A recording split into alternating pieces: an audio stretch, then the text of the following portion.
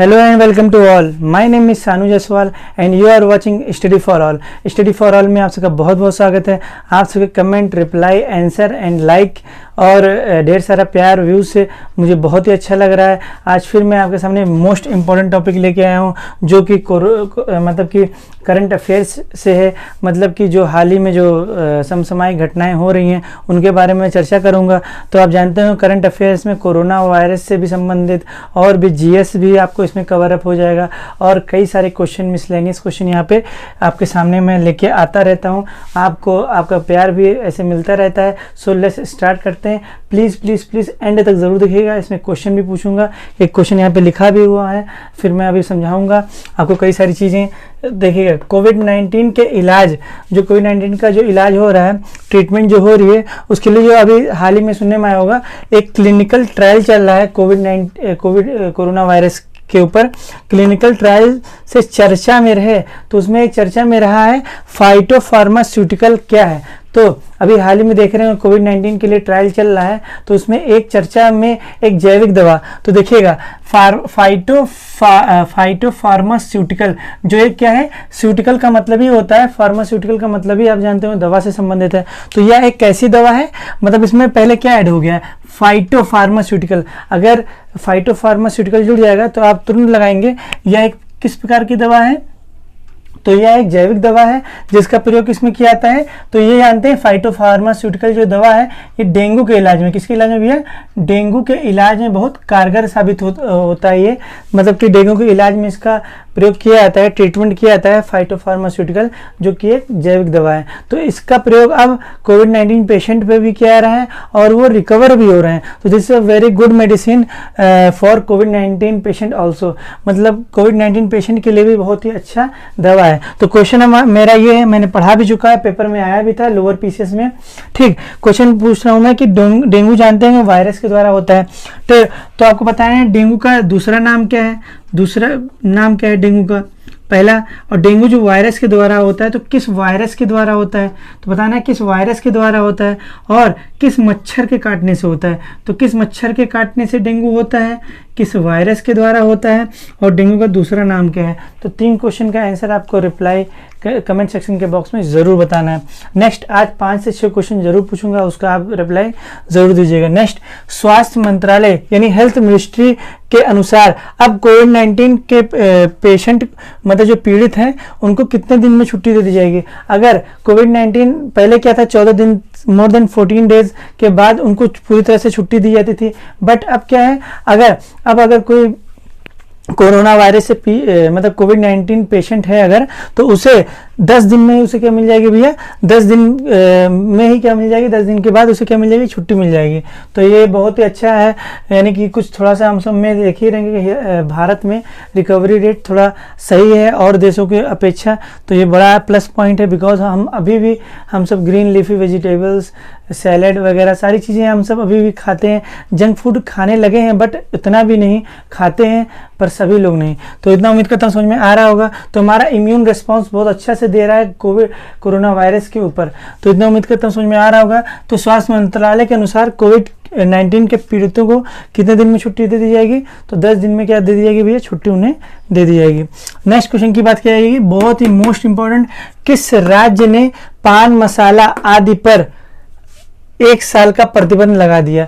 तो झारखंड सरकार ने, तो बहुत ही अच्छा ये किया इन्होंने, झारखंड ने क्या किया, 1 साल के लिए पूरा बैन कर दिया पान मसाला गुटखे पे, पूरी तरह से पूर्ण रूपेण 1 साल के लिए बैन किया गया है, क्योंकि बिकॉज सब लोग थूकेंगे यानी स्पिट करेंगे, तो जानते हैं थूकने से भी ये क्या है, ये फैलता है। तो ये बहुत अच्छा कदम उठाया गया है।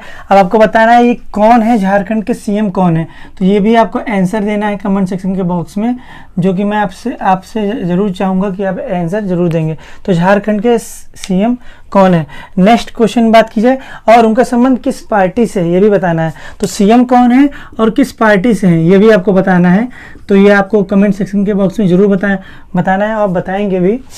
नेक्स्ट क्वेश्चन की बात की है, हाल ही में प्रवासी पक्षी दिवस मनाया गया, तो ये आपको बताना है प्रवासी पक्षी दिवस कब मनाया गया, ये आपको बताना है। प्रवासी पक्षी दिवस कब मनाया गया, तो मैं इसके लिए कई सारा आज क्वेश्चन मैं आपके सामने पूछ रहा हूँ, आपको जरूर बताना है। अब देखिए ये कब मनाया जाता है, तो मई और अक्टूबर के दूसरे शनिवार को मनाया जाता है। मीन्स मई एंड अक्टूबर के सेकेंड सैटरडे को मनाया जाता है ये। तो मई और अक्टूबर के दूसरे शनिवार को मनाया जाने वाला दिवस कौन सा है, प्रवासी पक्षी दिवस मनाया जाता है। अच्छा क्वेश्चन पूछा जाएगा इसका थीम क्या था, तो भैया इसका थीम था, इसका विषय वस्तु क्या रखी गई, बर्ड कनेक्ट अवर वर्ल्ड। बिल्कुल सही थीम रखी गई, बर्ड हमें कनेक्ट करते हैं, हम बर्ड कनेक्ट करते हैं पूरे वर्ल्ड, हमारे दुनिया को। सीधी सी बात है, अगर रोबोट 2.0 बहुत ही अच्छी मूवी थी, मैं तो कहता हूँ सभी को देखना चाहिए। इस लॉकडाउन में भी एक थोड़ा टाइम पास हो जाएगा, टाइम पास के लिए नहीं, वैसे सबको देखना चाहिए, लेकिन बहुत लोग क्या करते हैं, बस एक बाकी फालतू मूवीज़, मैं ऐसा नहीं कहना चाहता बस, बट आप देखिएगा रोबोट 2.0, अगर नहीं देखा तो ज़रूर देखिएगा कि बर्ड का हमारे डेली लाइफ में क्या योगदान है। और बर्ड का अध्ययन आप जानते होंगे, बर्ड का अध्ययन ऑर्निथोलॉजी में किया था। किसमें किया था है, ऑर्निथोलॉजी में किया था। और पक्षी मतलब पक्षी विज्ञान किसे बोलते हैं, पक्षी वैज्ञानिक किसे बोला गया भारत में, तो सलीम अली को बोला गया। किसको बोला गया भैया, सलीम अली को बोला गया है। तो आपसे उम्मीद करता हूँ आप जरूर बताएंगे जो आंसर और भी मैंने पूछा है। तो बर्ड मैन ऑफ इंडिया किसे बोला जाता है, तो bird man of India Salim Ali को बोला गया है। और बर्ड का अध्ययन यानी चिड़ियों पक्षियों का अध्ययन किस में करते हैं, तो पक्षियों का अध्ययन ऑर्निथोलॉजी में करते हैं। इस बार का थीम क्या रखा गया है, बर्ड कनेक्ट अवर वर्ल्ड। तो पक्षी क्या करता है, जो पादपों में, प्लांट्स में कीट होते हैं, उनको वो भोजन के रूप में इस्तेमाल करते हैं। अब देखिए पक्षी की संख्या अगर कम होगी तो कीटों की संख्या ज़्यादा बढ़ेगी, कीटों की संख्या ज़्यादा बढ़ेगी तो फसल उतना ज़्यादा नुकसान होगा, बर्बाद होगा, और हम सब भुखमरी के कगार पे भी आ सकते हैं। तो this is a big play role by our birds. ठीक, तो इतना उम्मीद करता हूँ समझ में आ रहा होगा। और प्रवासी प्रजातियों के संरक्षण के लिए इसमें एक चीज़ मैं और बता देना चाहता हूँ, लिखा हूँ मैंने समझाने के लिए।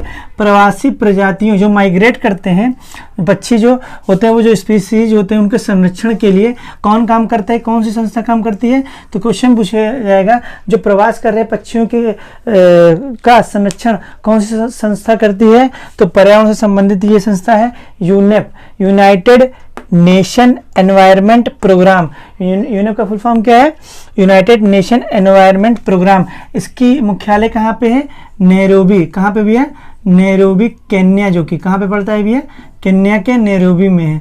केन्या देश के, छोटा सा देश है केन्या, और वहाँ पे नैरोबी में है। तो उम्मीद करता हूँ समझ में आ रहा होगा।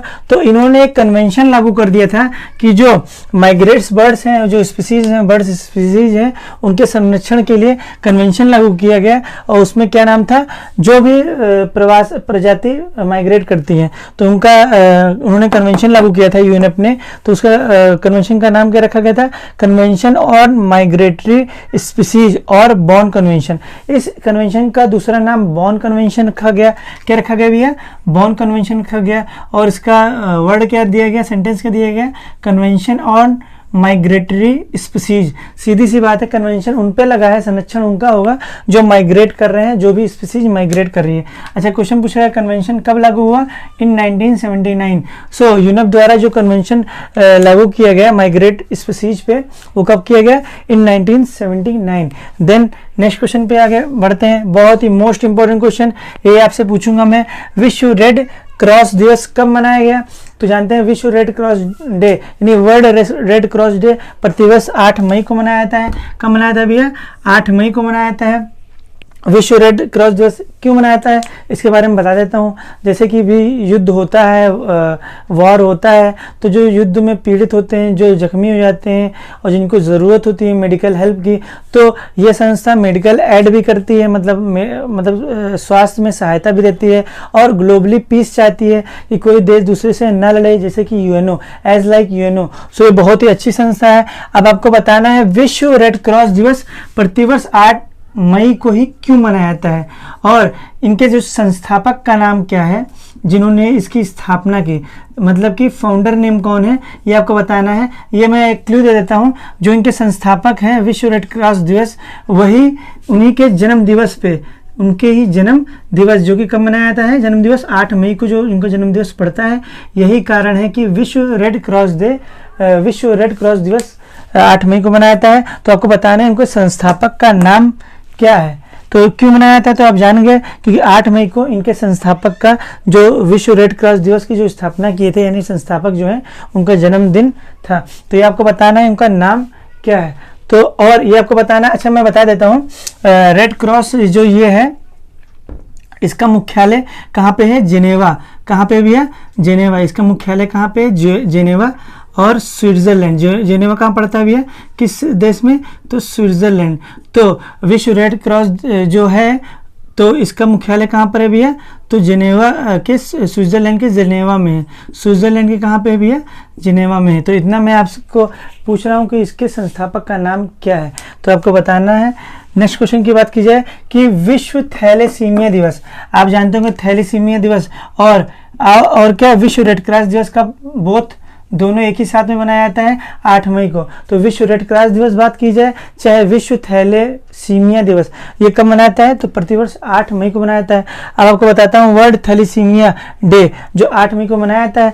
थैलेसीमिया क्या है, थैलेसीमिया एक बोल सकते हैं ये ब्लड डिसऑर्डर है। क्या है भैया, ये एक प्रकार से ब्लड डिसऑर्डर है, मतलब खून से संबंधित ये प्रॉब्लम है। देखिए इसमें क्या होता है, थैलेसीमिया पेशेंट का जो हीमोग्लोबिन का लेवल है वो बहुत ही कम हो जाता है। यहाँ तक बताया जाता है एक माइनर होता है, एक मेजर होता है।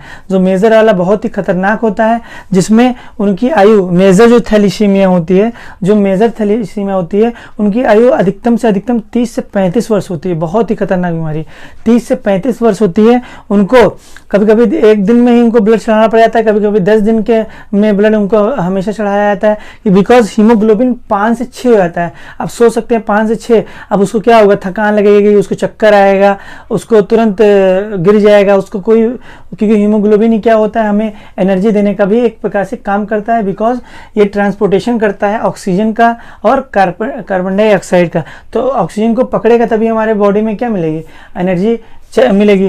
तो इसमें जो हीमोग्लोबिन का स्तर है बहुत कम हो जाता है, और माइनर ज़्यादा वो खास उससे उनको इफेक्ट नहीं पता चलता है, वो हम जैसे सामान्य रहते हैं, बट कभी कभी उनको क्या होता है, वीकनेस आ जाती है और थोड़ा थोड़ा कभी कदा चक्कर आ जाता है। तो मेजर थैलेसीमिया, तो इन्हीं के लिए इनको प्रोत्साहित करने के लिए कि कोई नहीं, आप अच्छे से रहिए, खाइए पीजिए, ठीक, ग्रीन वेजिटेबल्स खाइए, ग्रीन लीफी वेजिटेबल्स खाइए, सैलड यानी सलाद खाइए, बीटरूट यानी चुकंदर खाइए। सो इनका थीम का रखा गया, विश्व थैलेसीमिया दिवस का थीम क्या था, the drawing for a new era for thalassemia. क्या है भैया, the drawing for a new era for thalassemia. तो क्वेश्चन पूछा जाएगा विश्व थैलेसीमिया दिवस का थीम क्या रखा गया है, the drawing for a new era for thalassemia. अगर क्वेश्चन पूछा जाएगा विश्व रेड क्रॉस दिवस का थीम क्या है, तो हैशटैग लव। क्या रखा गया, हैशटैग लव। सीधी सी बात है, सभी देश आपस में एक दूसरे से मतलब कि स्नेह की भावना रखें, बट ऐसा नहीं होता है, कोई देश कभी नहीं सुधरने वाला है, आप समझ ही रहे हैं। नेक्स्ट क्वेश्चन की बात की जाए, रिसर्च यानी शोध के अनुसार, अभी रिसर्च चल रही है और उस रिसर्च के अनुसार चर्चा में रही कोविड-19 के किस घातक स्ट्रेन, आप जैसे देख रहे होंगे 8 स्ट्रेन बताया रहते, कितने स्ट्रेन, 8 स्ट्रेन, मतलब 8 प्रकार के कोरोना वायरस। उसमें जो स्ट्रेन का मतलब ये होता है, जैसे कोरोना वायरस, इसको मैं रफ कर दे रहा हूँ, ये आपको बताना है, आंसर देना है इसका। अब ध्यान से देखिएगा, कोरोना वायरस का जेनेटिक मटेरियल यानी अनुवांशिक पदार्थ क्या है, आरएनए है। आरएनए, और ये किस प्रकार का वायरस है, तो यह एक रेट्रो वायरस है। रेट्रो वायरस का मतलब ये होता है बहुमुखी, मतलब अपनी जेनेटिक मटेरियल को हमेशा चेंज किया करता है। मतलब जेनेटिक मटेरियल में जो उसका, जैसे आरएनए में नाइट्रोजनस बेस कौन कौन से होते हैं, तो एडेनिन होता है, क्या होता है, एडनिन होता है, ग्वानिन होता है, क्या होता है, एडनिन होता है, ग्वानिन होता है, और साइटोसिन होता है, क्या होता है, साइटोसिन होता है, साइटोसिन। और डीएनए में जो एडनिन, ग्वानिन, साइटोसिन तो होता है, पर डीएनए में थायमिन होता है, पर जो आरएनए में क्या होता है, यूरेसिल। आरएनए में क्या होता है, उसकी जगह पे यूरेसिल होता है, यही बड़ा अंतर होता है। तो आरएनए में यूरेसिल होता है और डीएनए में थायमीन होता है। तो इसमें क्या होता है, इसका जो क्रम होता है ये बहुत ही चेंजेस होता है। इस वायरस में रेट्रोवायरस टाइप का मतलब ही होता है, उसमें क्रम बहुत ही अलग रहते हैं, बिल्कुल होता है। एडनिन जानते होंगे, एडनिन किसी सीमा बना वो करती है, एडनिन यूरेसिल से बनाता है और ग्वानिन साइटोसिन से हाइड्रोजन बॉन्ड द्वारा जुड़ता है। तो इसमें जो क्रम है ये बिल्कुल बदलता रहता है। तो यही जो क्रम बदलता रहता है इसी को बोलते हैं स्ट्रेन। तो देखा गया है कि स्ट्रेन बहुत ही है, अभी तक बताया जा रहा था कि 8 स्ट्रेन है, बट इससे भी ज़्यादा बताए जा रहे हैं इस समय, जो WHO के द्वारा या ICMR के द्वारा जो अभी तक जो नोटिफिकेशन आ रहा है। सो बहुत ही बड़ा क्रिटिकल है कोरोना वायरस, इसीलिए इस पर पूरी तरह से कह देना कि ये कब खत्म होगा ये इम्पॉसिबल है। अभी तो कोई उसका वो नहीं है, अभी कोई भी संस्था कहे तो कोई अभी उसका ऑफिशियल अभी कोई बोल ही नहीं रहा है। नेक्स्ट मैं चाहता हूँ, पूरा विश्व चाहता है कि पूरा इस जल्दी से जल्दी इससे हम लड़ सकें और इस पर हम विजय प्राप्त करें। नेक्स्ट क्वेश्चन की बात किया है तो जो स्ट्रेन आया है, एक ऐसा स्ट्रेन आया है जिसमें यूएसए और ब्रिटेन में तबाही मचा के रख दी। सीधी सी बात है, बोरिस जॉनसन भी उससे क्या हुए, प्रभावित हो गए। ठीक, तो समझ में आ रहा होगा। ब्रिटेन की जो हेल्थ मिनिस्टर थी नदीम नारिस, वो भी इफेक्टेड हो गई, और इससे पूरी तरह से तो जानते ही अमेरिका और ब्रिटेन में वह स्ट्रेन बहुत ही भारी तबाही मचाई। उसका नाम क्या था, G614, G614।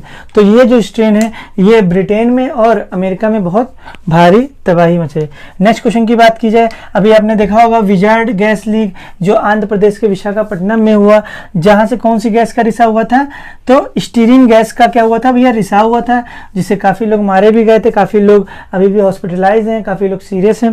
तो स्टीरीन गैस जो रिसाव हुआ उसको कम करने के लिए एक केमिकल सब्सटेंस का यूज़ किया गया, एक रासायनिक पदार्थ का प्रयोग किया गया। उसका नाम क्या है, पैरा टर्शियरी ब्यूटाइल कैटाचोल। क्या नाम है, कैटाचोल। तो देखिएगा, जो अभी हाल ही में आंध्र प्रदेश के विशाखापट्टनम में जो एलजी जो पॉलीमर बनाती थी वो कंपनी, स्टीरीन वहाँ से जो रिसाव हुआ था, लीकेज हुआ था स्टीरीन गैस का, जो कि बहुत ही हार्मफुल था, इसको क्या करने के लिए, कम करने के लिए, इसके प्रभाव को कम करने के लिए अभी रासायनिक पदार्थ का प्रयोग किया रहा है। उस रासायनिक पदार्थ का नाम क्या है, पैरा टर्शियरी ब्यूटाइल कैटाचोल। क्या नाम है, पैरा टर्शियरी ब्यूटाइल कैटाचोल। नेक्स्ट की बात की जाए, IAAF द्वारा हर साल मई में कौन सा दिवस मनाया जाता है, तो विश्व एथलेटिक दिवस मनाया जाता है।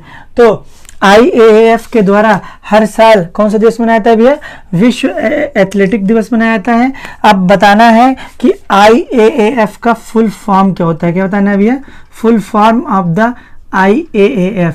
तो उम्मीद करता हूँ आप जरूर बताएंगे, इतने सारे क्वेश्चन मैं आपसे पूछा हूँ, आप इसका आंसर जरूर देंगे। नेक्स्ट क्वेश्चन की बात की जाए कि तो IAAF के द्वारा हर मई को, प्रतिवर्ष हर मई को कौन सा दिवस मनाया जाता है, वर्ल्ड एथलेटिक्स डे मनाया जाता है। नेक्स्ट क्वेश्चन, यूपी सरकार ने किस ऐप का लोकार्पण किया जो बाहरी राज्यों के लोगों के लिए बहुत ही मददगार साबित हो रहा है। जो बाहरी राज्य के लोगों के लिए जिनका संबंध यूपी से रहा है उनके लिए एक ऐप को लोकार्पण किया गया है यूपी गवर्नमेंट द्वारा, यानी योगी आदित्यनाथ जी के द्वारा। उसका नाम क्या है उस ऐप का, प्रवासी राहत मित्र ऐप। प्रवासी जो प्रवास कर गए हैं, मतलब इस हमारे उत्तर प्रदेश राज्य से, जैसे राजस्थान चले गए, मुंबई चले गए, दिल्ली चले गए, ठीक, तो जो प्रवास कर गए हैं तो इसीलिए इसका नाम ही रखा गया प्रवासी राहत मित्र ऐप। इसमें उन सभी को, सभी जो प्रवास कर गए हैं, जो उत्तर प्रदेश के जितने भी नागरिक हैं जो प्रवास कर गए हैं, उन सभी को उत्तर प्रदेश की जो योजनाएं हैं वो उनको दी जाएंगी, उनको भी आवंटित की जाएगी, और उनका मेडिकल भी, उनका ट्रीटमेंट उसमें है शामिल किया गया है। जो ये आपका प्रवासी राहत मित्र ऐप है, अगर उससे जुड़ेंगे जब, और साथ साथ उनके कौशल को भी, स्किल्स को भी इसमें देखा जाएगा, अगर वो हैं तो उसमें आप उसमें रजिस्ट्रेशन दर्ज करा सकते हैं। बहुत ही अच्छा इसमें एक इनोवेटिव कदम उठाया गया है, बट देखते हैं कितने देर फॉलो होता है, बिकॉज सिस्टम हमारा बड़ा थोड़ा क्या होता है, करप्टेड होता ही है, और क्या बताऊं, लोग भी थोड़ा ये होता है कि मैं बोलना नहीं चाहता कुछ। चलिए, चेचक उन्मूलन, ये क्या लिख दिया, उन्मूलक नहीं, उन्मूलन।